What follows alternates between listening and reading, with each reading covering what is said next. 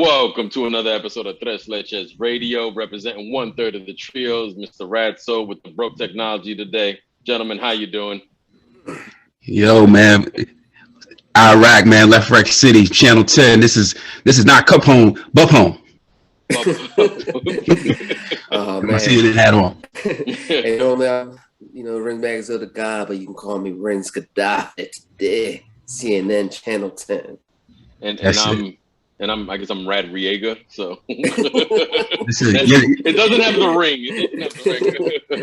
you're the only Hispanic one here, so you have to be Noreaga, man. Yeah. Half black, half Bajando, Dominican. I don't know Dominican, but anyway. People like Poke hate Hondo. There you go. Exactly. Ooh. We're going up a year ahead. So as always, welcome to another episode. We've probably given away what we'll be speaking about, but as always, you can find us at Tres Leches Radio on all platforms except TikTok. Too old for that. And yes. You can stream us on Spotify, and Amazon Music. And without further ado, Mr. B. Capone, I don't even know if I'm saying it right. Take it away, because we're giving it away already. Word.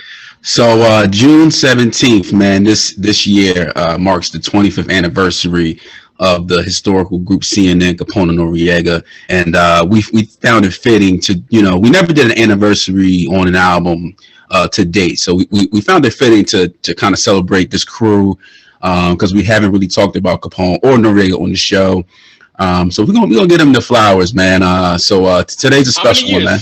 How many years this album been out? What was it? 25, man. 25 life. Right, the irony, right? The irony. Yeah. Word, man. So all right, go ahead, man. Yeah, so we just gonna kick right into this. So this album, like I said, June 17th came out, went gold within that same year. Before we get into the album, we're gonna just talk about a little bit of how this album got here, right? So the Queensbridge hip hop history is just like none other. Juice Crew, MC Sham, Marley Marr, Mr. Magic, Roxanne Shante, and we even had Tragedy Gaddafi, who was the intelligent hoodlum then. You know what I mean? So we move forward to the early 90s, mid 90s. Some of these kids, fans of these Queensbridge legends, are grown up now, right? They're growing up. They're trying to make their stake in the artist game. So I think we all know Nasir Jones and the Illmatic Effect, which brought the Mobb Deep into with the Infamous. And CNN was kind of like the third major installment from the Queensbridge crew. And, that's how we kind of got here. So in celebration of the War Report, man, how did this album make its way to you guys? Man, it's funny. This is another one of those albums where it was out of order for me, right? I remember being at Newark Airport, and I was with my older brother. We opened up a Source magazine, and I saw Capone-n-Noreaga. That's my first time hearing of Capone-n-Noreaga, just at that age. And they had a 4-mic rating, and you got to understand, for anybody who don't realize, in the 90s, you had a 4-mic rating or better in the Source. Your album was very well received. That was good promo for your album.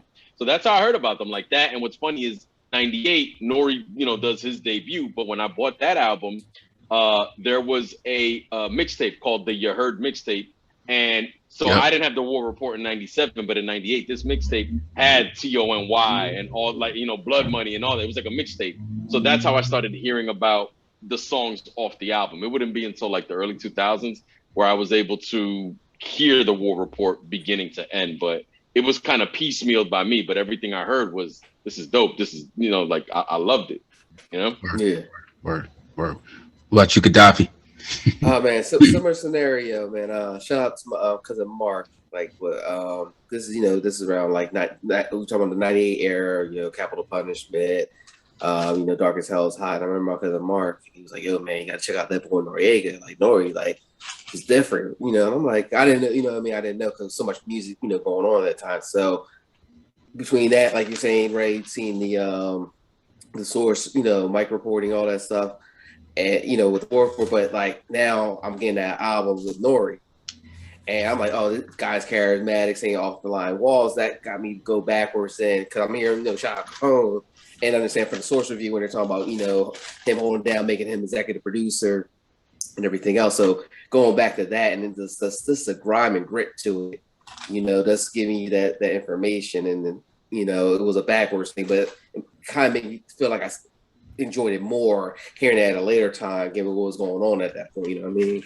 Sometimes you can understand stuff better when you're older too. Think Yeah, about 97. exactly. We were all probably like 13. I'm not saying we're a bunch of morons at 13, but understanding something at 13, 14 versus 24 and older, like Yeah. I hear things now that I didn't understand. I couldn't have understood in the late 90s. Yeah, and I think especially when we get goes more into the war report, I think I think a younger version of me when it wouldn't might not connect or click like that, where like how we just heard Norway first, it was more like our up to speed at that point. So going back to it, understanding other stuff, the socioeconomic stuff that's going on, and just the philosophy, yeah, definitely gives you a different perspective for sure.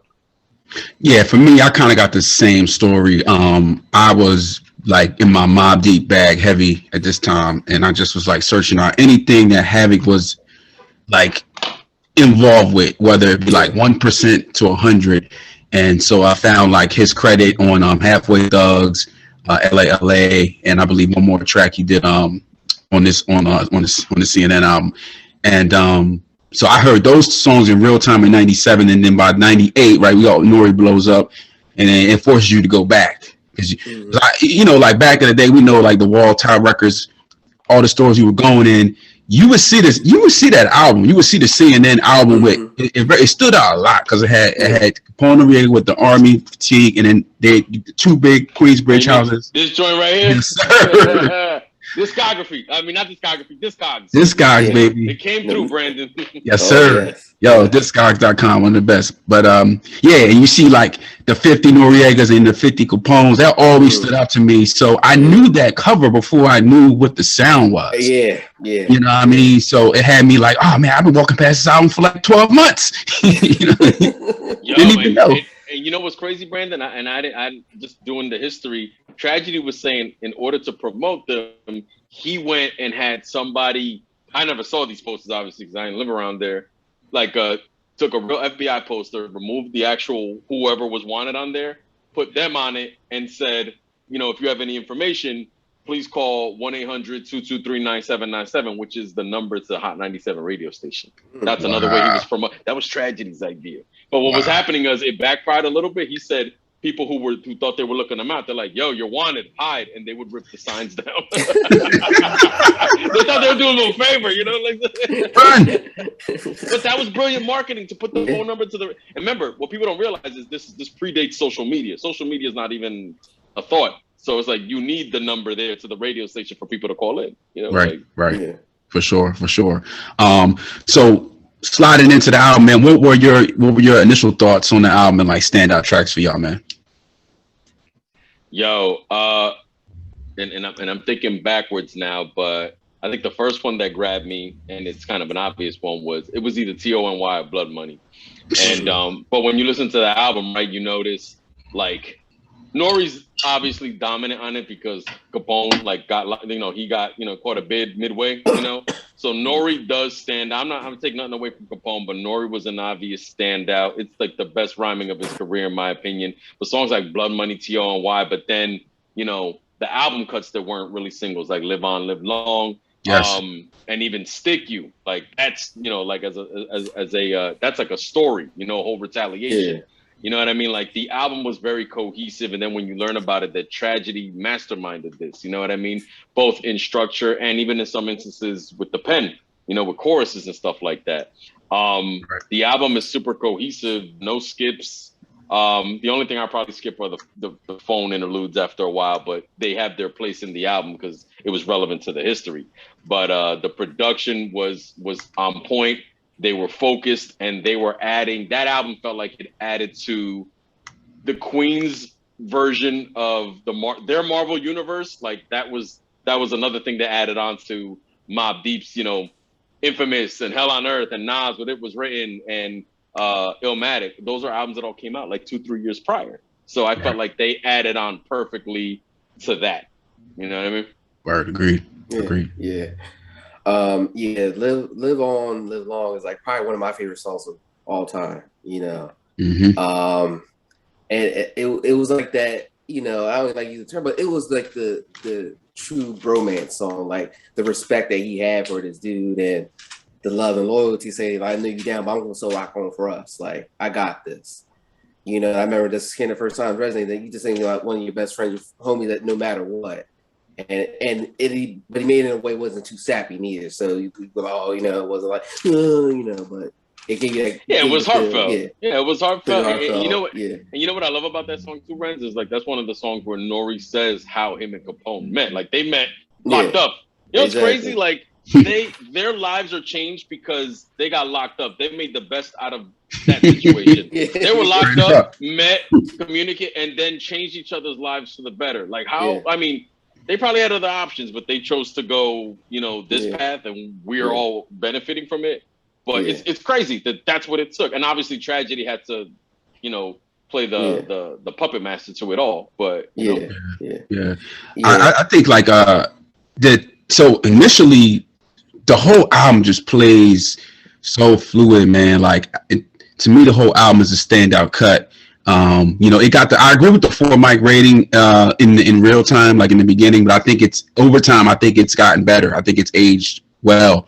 But I think the standout track, like I was listening to this last night on some like, you know, busted ass earbuds, right? So I don't even have like no like Dre beats or nothing like that. And LA still goes so goddamn hard. Like that gotta be the one for me, man. Like I think it's an underground top 5 posse cut that people don't even talk about for whatever reason. You got P on the hook. It was a response, and it was a response to the whole New York, Snoop kicking over the buildings, and you know, it was. And remember the video? They're imitating kidnapping Dog Pound and throwing them off a bridge, and, you know, like. and crazy fun fact, I didn't see that video because like I didn't have cable in my house, and I mean I still had like Urban Expressions and all the other stuff, but I didn't peep the video until like a year later. Honestly, I didn't peep that it was a diss record until Jay said it in '98 with the Volume 2. So then I go back and like, oh, okay, that makes sense. But if you're listening to the song, I don't think one is going to tie it directly to a West Coast type of thing. You know what I mean? The video, I think, really put that in perspective. But when I was listening to this album in real time, 97, 98, like, and then now, like last night, like that cut goes hard. Like you could put it up against like all posse cuts, you know what I mean? And, you know, like the best rapper is not even rapping. You know what I mean? You got Prodigy, God bless his soul, is on a hook. You know what I mean? But Havoc, Trash, Noreaga is just skating over all these songs, man, like just effortlessly. Like I agree, right? This is his best, this is his finest lyrical moments here on this album. And to your point with the song, if I'm not mistaken, I think I read at some point Prodigy did have a verse. He took that off. And it went to Nas's joint, the live end rap on. Is that verse that it went there? He just had the hook. I think at some point in time I read he had more than just the chorus at some point in time. Trash touched on it on Drink Champs, and he said it kind of left a sour taste in his mouth because he was like, "You're going almost like you picking me over picking Nas over me." You know, look at it as like the mentorship. But yeah, he originally had the verse and the hook. But go ahead, B-Sax. Go ahead. Yeah. Well, Ray, you alluded earlier that, you know, the obvious thing is like, you know, we didn't know in real time, but Capone, you know, did part-time work on this album.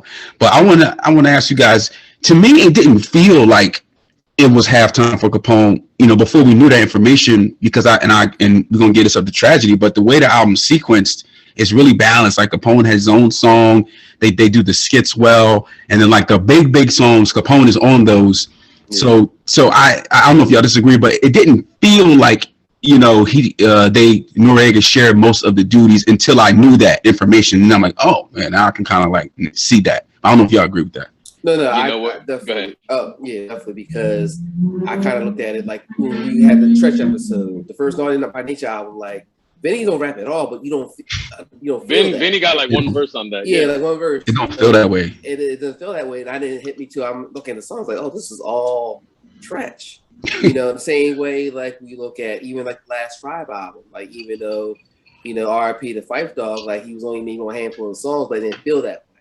Or the first Tribe record too. Even the first Tribe too. Yeah, for sure. So and even listen to War Report at the beginning and now doing it presently, And I just happened to Google like how many songs was Capone actually in on the album, and it said 5 songs total. And I would think he was at least half, but how they spread it apart, how Nori keeps referencing him is like it goes above your head at that point, So Right. he was I halftime. think he's on.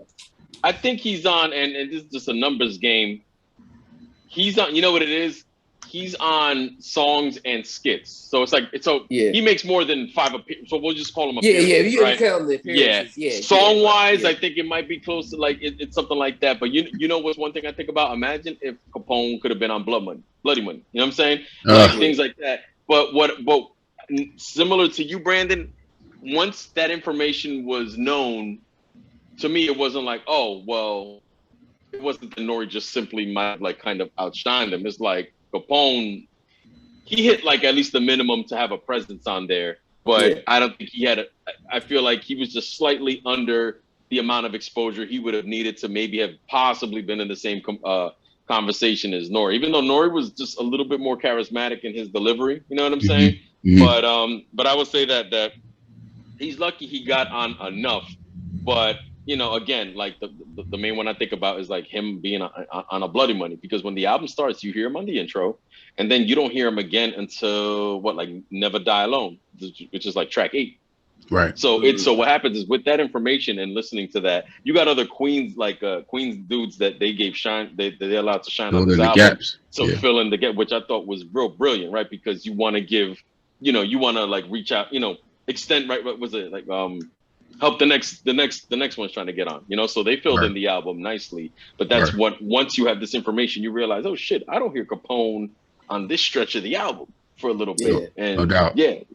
And it was for a reason outside of his control, not because he just didn't want to write or something, like. Right. And it feels, and shout out to like Iman Thug and Troy Outlaw, Castro, Mussolini. Yeah. And even like the production, Buck Wild, Clark Kent, Lord Finesse is on here. ELP. And I don't think, of course, Havoc, but I don't think none of these brothers get on this because, with the exception of Tragedy Gaddafi. I think Tragedy is the reason why we have this lineup in general. Tragedy is the reason why we have this whole thing, right? So, he was the architect. He was the architect, man. So we'll just to slide in real quick and shine some love on Traj, the man responsible for CNN. His impact, foresight.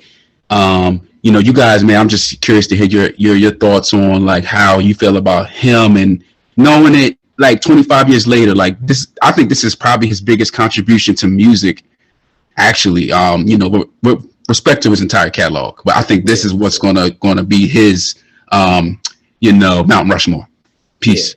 Yeah, for sure. I look at it like, when we look at the Juice Crew and the members that we mentioned, like he was always there, but under the radar.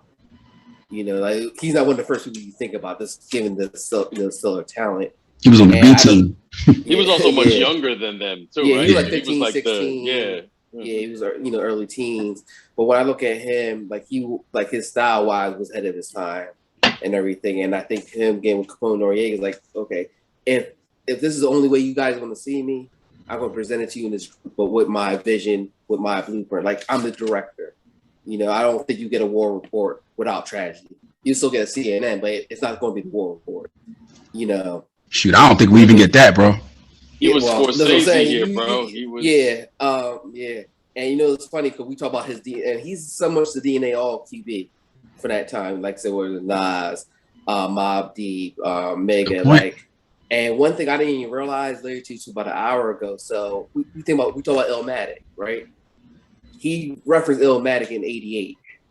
And I'm looking at art. It was on what I don't know. It's talking about the Rebel. It was on Mars compilation, and he said, "I don't get ill, I get Illmatical." So think right there, like one of the most revered albums we think about was inspired from that line. Yeah, the title came from him, and Cormega said. So yeah, I found that Queensbridge reference, yeah, that but Tragedy said Illmatical, and then in like '91, Cormega on some other song actually uses the word Illmatic, like this word existed, like and Nas gets it from there. And like with and what's another interesting thing, and I don't know if this was a Capone-n-Noreaga thing or tragedy thing, how they took the album title War Report and then they actually used real life terminology like Iraq, Kuwait, like they actually used real life war stricken places to kind of like further the theme, you know what I'm saying? Yeah. And but that was brilliant to like add that in there. And when you were talking about when you guys talking about production, what's interesting is in '97, right? That was Bad Boy's like biggest year. Bad Boy ran '97. Life After Death, No Way Out, Harlem World, right? The Hitman's on here too, by the way. My bad. That's exactly where I was going. The Hitman, and you know what's the most standout song they did on here? T.O.N.Y. The Hitman, who was making smashes for Biggie, Puffy, Mace, still got on here and could still give you. I'm looking at it right now. They did Driver's Seat, and they did T.O.N.Y. T.O.N.Y. You know what I'm saying? Like so, like look at the you know what I'm saying, and look at the albums that got more attention than this in real time. You know, and I will always love to bring up the Hitmen in any conversation where they belong because that's a production crew. Like that was a powerhouse, and look at their contributions to yet another classic album. You know what I mean? No, great point. Great point. Yeah, and like tragedy, you know, basically it's like Ren said, he's like the bridge between the first generation and the second generation. And I don't think we get Noreaga at all. I think we might see Capone show up on like some features or something like Black Poet, Screwball, or like you know, a Cormega album later down the line maybe.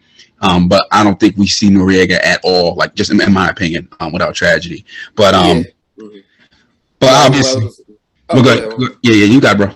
Yeah, well, I was gonna say, and it's funny you mentioned that, and you definitely 100% spot on because I remember, tragedy, various interviews when he's talking about how CNN came about, like nobody was messing with Nori like that because nobody was rapping like him, and then it's looking at like, oh, this is trash, and tragedy, like you're not seeing the bigger picture here, see how he's performing, see the energy, the aura of it, so, and he was the only one that really gave Nori a shot.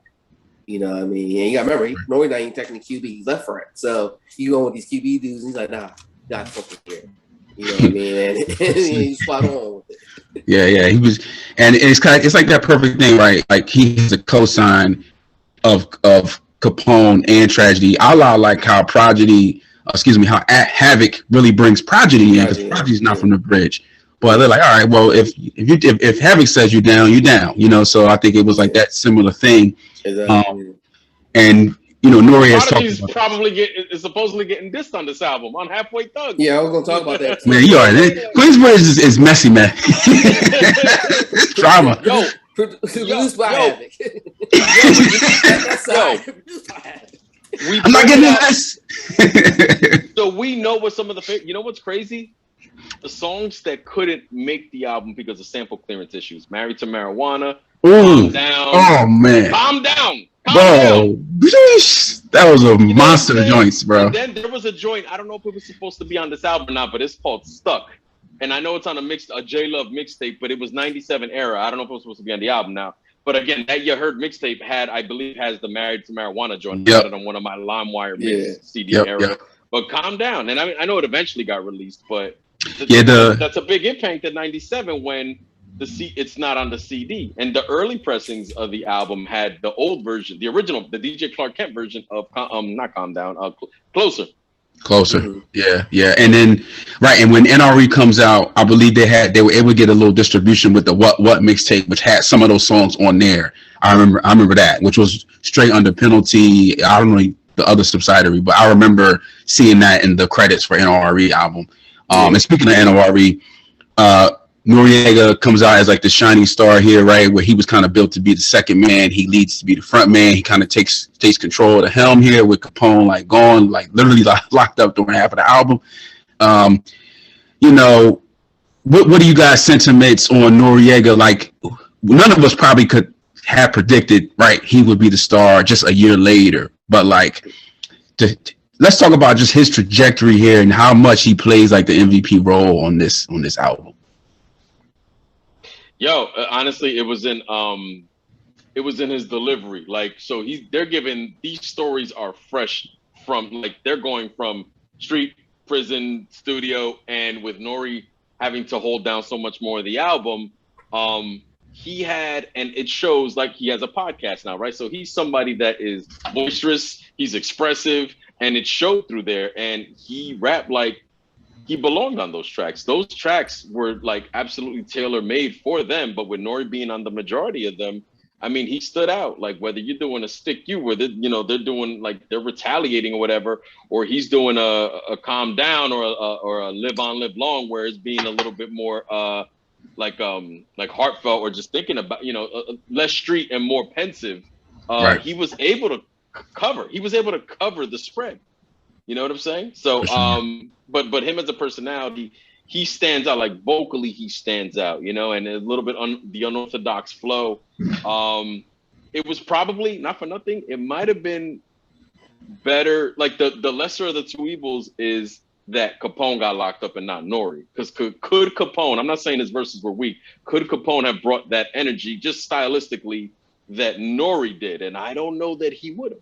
I don't know. I think you have two different personalities there. I think I'm gonna let Renz go, but I think similar to like EPMD, where like Parrish he holds down like the microphone MC part, and then Eric is like the entertainment to make sure you're having fun and has the production side, and he can still give you some bars too. I think like Nori provided that like entertainment value, but we were surprised that he had bars like in between that. And I think I agree, Ray, like where Capone gave you like, I'm a lyricist, street guy, but I got bars. I don't think he has like that cachet and that flavor to entertain. Showmanship, for 90 minutes. Can you keep us entertained for 90 minutes? I don't know. Yeah. I agree with that. If we look at the flip side, I think you might get a quote better lyrical album, but as far as like standout stuff, I'm saying, let me go back. That delivery Nori had, the charisma, and Nori, we think when we talk about some of the different tracks, whether it was hardcore or like the softer side stuff, he showed range in there. Too, like one of the other standout cuts, you know, even on the album that always gets me in the zone while I'm working out or just chilling is Driver's Seat. Woo! You know, like you said, keep it real. You know what I mean? And like you said, I'm in the driver's seat now, so he knew he had to take control. Yeah, I mean, I got to take control, so he made sure he had to hit those points. You know what I mean? Busta Rhymes with cheap 20 seconds at the end. He was supposed to be on there. Yeah, he was supposed to be on that song, but I don't know if it was a label issue or what. But he originally was supposed to be on the track. Like when he was starting the ad-libs, he was supposed to start getting his verse in. Yeah, because you can tell they faded out, and it's just like, I mean, that was probably '97. Busta Rhymes was a big star. Yeah, you know. Yeah, but that was such a tease. Yeah, man.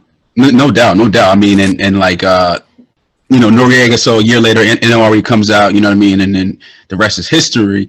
But getting back to the War Report, where does this line up, you guys, in the Queensbridge classics of fame? You know, to y'all, man. Like, you know, we put it up against the infamous Illmatic. We can even throw like MC Shan stuff. We can throw the later Cormega stuff. You know what I mean? You know, where do y'all feel like, though it even gets tragedies work? Where does it fit with y'all?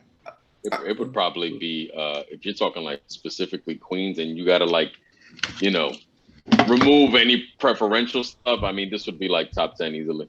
I would say that. Damn, I guess he didn't agree with me. He just said, "I'm leaving." He's like, what? I heard Armand at the door. Armand's like, what? Who's the greatest singer member of all time?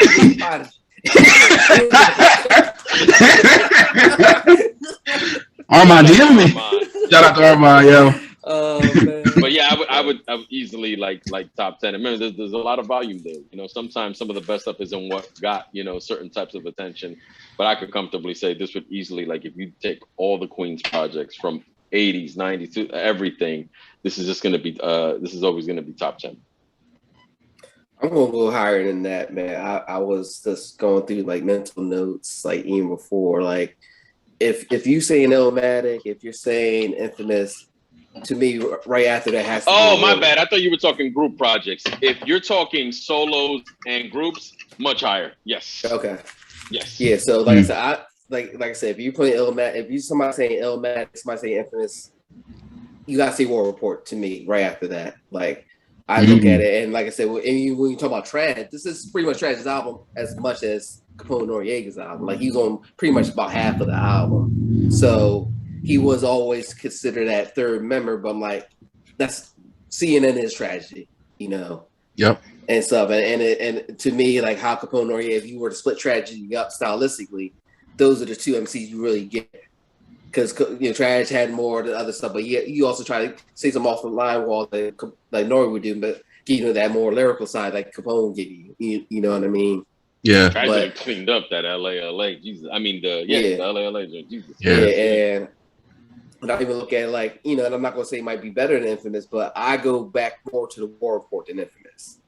If I want to hear more, so I go. You know what I mean? I'm not saying that let's say better, but that's the album I go back to. No, it's good. It's good when people write certain albums hold I don't. You know which one I would say not Infamous for me, and it's because we've had this conversation. I go to War Report over Hell on Earth like easily. Like we've had side conversations, right? I wouldn't go to it more than Infamous, but since you used the Mobb Deep example, and that was a duo they were always compared to. Yeah, I would say your Infamous for me is I will pick, and those albums, War Report and Hell on Earth, are only separated by a year. Because Hell on Earth was 96, and I'm War Report. I'm waiting for hear what Brandon got to say because Brandon is Mobb Deep. Mob for life, bro. Mob for life. I mean, the Mob is. I put both Mob albums probably ahead of that, but you want to be halfway thug then making that shit? Halfway thug, 16th letter. I will give the War Report, man. Is definitely all right. So here's what it gives me. Like it's so like fruitful. Like I feel when I listen to the Purple Tape, and it just gives you like you just feel how you felt like when that came out. You just have memories and like rocking with your homies or whatever you were doing, just hip hop references. And the War Report like does that for me. I will say it does that for me more than Hell on Earth and maybe Infamous. I will give it that. It has that like extra extrinsic energy to it. I can't even like explain it, you know what I mean? But you guys understand what I'm saying. And the technical sound, technically like beats, rhymes, that stuff, I would give Mobb Deep the edge there. But it's definitely in the QB Wall of Fame. It's definitely top 10. It's definitely top 5 in the QB Wall of Fame. You know what I mean? It's gotta be in the 5. Like, I'm gonna say it's over Mega. And unfortunately, Mega, we had an episode with Mega. We referenced Mega's career. If Cormega comes out on time, I think the Testament album would have probably bumped that stuff. But I would put CNN in there, like Illmatic, Infamous. You got to throw a Juice Crew Marley joint up in there, and CNN is like 4, and whatever. Like we could battle for that 5th spot, but it's definitely a 5, like QB Wall of Fame for sure. You know what I'm saying? It's gonna be it's a key piece. It's important. It's attached to a certain type of rich history because not only were they putting on for like they're making a name for themselves and putting on for their respective regions, they were also battling back against the West at the time too. Like they had no problem doing that. And even Tragedy was saying when Pac was doing Hit 'Em Up that he was alluding to CNN, but he didn't know their names. I think he was just incorporating them with Mobb Deep. So there's like a really rich history there. Like when you really peel back the layers and get deeper than the music or the undertones of what led to this music, you're like, wait a minute, this is more than just a 4-mic album. An album the Source gave 4 mics to. You know what I mean? Yeah. It starts to like, look, we were saying earlier in the episode, when we knew the story about why Capone is only on X amount and stuff like that, it changes how you see it. But also similar to that, why they made the records they did, It colors it in a little more, like it does. And it's a real true story. It's not like Illmatic where it's like Illmatic is like perfectly written and produced. Like this CNN thing is like, it's like more like life. Like tragedy happens within the damn album. Like, pun on tragedy, no pun intended, but they literally working it out. Nazi, little holes in your Versace. But Tragedy spent the best bars of his life on this album. But another thing before we get into the last final thought, like it comes out at a very particular time, 97 June. So it's like we're about to go into the Jiggy era, so the boom bap is already a little bit in it, and if we were in it, jumping in there, because Life After Death happened, and what I can't speak to, and I may be wrong. I know that summer No Way Out came out, so I feel like the Jiggy era was already this. That's fair. That's fair. Yeah, we might have been actually prime Jiggy time actually. Yeah. But but so that places it at a very particular, spot. And I don't like 98 stuff just got a little more glossy. Like even murder music, well, they probably kept it to the most grimiest. But like look at all the 98 stuff. It just was just I don't think you just can't recreate what's happening before, right? Like what happens in the future is just going to always be a question mark. So I think it was like the way when it came out too was very specific because it kind of was the tail end of the, I'm gonna say, golden era QB. We're getting right there. We're getting kind of to the end. Yeah. I mean, sure. And you know what's funny? If you were to have given me the War Report at some point in time, never tell me what year it came out and stuff like that. Yo, for the longest, I thought War Report was like a 94, 95 release. And I was like, yo, it came out in the middle of 97? Like, because the landscape, War Report feels not in a dated way, but in a, But in the era, it came from that. Yeah, dude. I thought if you would have told me right now, and I had never Googled it, it came out 94, 95. I wouldn't even have argued. I wouldn't have been like, you sure? Yeah. When I was hearing 97, I'm like, that's when I'm like, you sure? Because it sounds dusty. It sounds dusty like 95, 96. Yeah. They brought the mid 90s to the late 90s, but that just wasn't, mainstream. It wasn't gonna get. What Nori wound up doing a year later is isn't what was going to happen with the War Report in 97. But the equivalent of what a blog was back then, the write-ups on it were pretty much everybody gave it the thumbs up all across the board. They just didn't have the hit top 40. They had the street records, like you know what I mean? A lot. Yeah, they was hood platinum for sure. Exactly. Because you heard all these songs in the summer blasting, every single one of them. All right, man, final thought, guys. Where do you put this? So we talked about QB within itself, right? People say, yo, Philly versus everybody, Detroit versus everybody, whatever. Queensbridge, we talking about, it's a neighborhood, right? Like, we kind of... Moneybags is on the outro. Moneybags. Yeah. I think rest in peace, Moneybags, man. Yeah. He made a foul one. Yeah. You know what I mean? But where does it? Let's talk about outside of QB. Where does it rank in the hip hop Wall of Fame for y'all? And this is kind of I got tripped up a little bit before. If you're talking duo group projects, all time or just 90s? We saying all time. Okay, so all time. I don't think 90s like. Oh yeah. Well, we can go 90s to be fair. So we'll start. So we'll say this. If we're talking 90s, we'll go 90s. Yeah, you're talking duos, groups, and you got to understand, like to me, the 90s is still the best decade of any, right? Like of all regions. So just factoring that all in, meaning you gotta compare this to UGK releases, to the Dog Pound and Scarface, you know what I mean, Bone Thugs and all of that. Well, I'm talking. So I broke it up. If you're talking about duos and groups, then it's top 20. And that's why I say top 20, because you have to factor in all the other regions who have classics. You know what I mean? If you were talking just 90s all time, I think it kind of bumps it up higher because there was a lot of volume in the 90s that, you really, to be top 10 in the 90s, that's how good the competition was in the 90s. That's even something like a War Report for me ain't going to make the top 10, not because it wasn't good enough, but because the top 10 in the 90s was unbelievable. So I would just say, if you're talking 90s duo group projects, it's top 20 for me. If you're talking all time, any era, I start to think a little bit more like, see, it's hard with solo albums. It bumps it up a lot higher. You know what I mean? Like maybe top 100, but again, you're talking about a lot of solo albums that are going to come before it. So it seems kind of not fair. So that's kind of where I'm at. Word. I think how I was looking at it initially, I was looking at it 90s for NYC more. I wasn't factoring like the different regions. Oh yeah, NYC puts it higher. Yeah, and I like you said, I'm also factoring solos and everything else. So when I look at this on a pure NYC perspective, 90s, I had like in top 15. We're factoring in like the solos and everything else. Because like I said, it's just a standout, and like how you mentioning, like not listen to it and not know what year it came out because we went backwards. You would think it was like a 94, 95. Like when I keep saying 97, even when I knew it came out 97, it's like productionally, stylistically, this is like a 94, 95 album where, like you said, we're already in the Jiggy era, even though in Gold, which is the testament to like not having a real, hit, Right. Shows that people still wanted that sound though, and it's still appreciated. Is just that we're getting more flashy now, at this point with Bad Boy and everything. Right. Yeah. All time.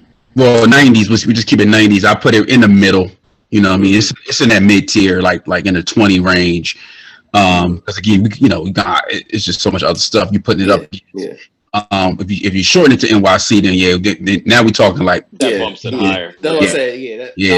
I wasn't factoring in. I was looking at like the NYC rappers at that point. You know what I mean? There's a lot of Wu-Tang albums they're going up against. A lot of Wu and Boot Camp, and Gangstar. Yeah. Then you start boxing with the greats, but if I'm gonna swing a curveball, man, you know what I mean? If the new generation, man, they may not have time with all the other things competing for their ear right now.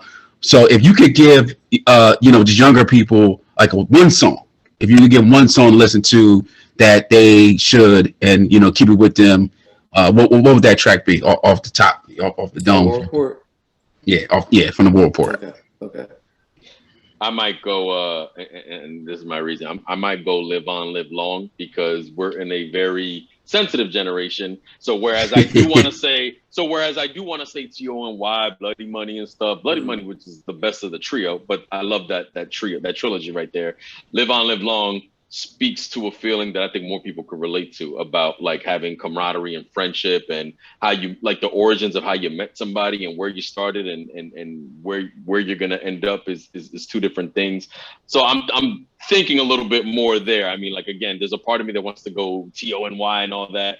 The flip side to it is somebody may want to hear like, yo, no, I want to hear some violence, like some rugged. That's when you go to the T.O.N.Y, Stick You, A Legal Life, those type of joints. But I'll go Live On, Live Long. I'm gonna take a PC that because of me just being conscious of the era we're in now, for better or worse. It's a great one, man. It's a great one. Yeah. Now I kind of agree with you, right? With that, for me, I was also looking at like what's going to really grab the attention right from the start. I go back to Driver's Seat. That's how such a good one. I like when I was working on the GBAs, like that was one of the tracks. I'm like, what can I just throw on everybody? Like, regardless of generation, at this point, that's going to bring you in, and that was the first track came to mind, and I think that's the first track. If I had to introduce somebody, seeing that, Capone's not on there, but the vibe is still there. You know what I mean? Yeah. What about you, B-Stacks? What's the one you passing down to the future Gottis of the world? Future Gottis. That's a good one. Live On, Live On is definitely like that.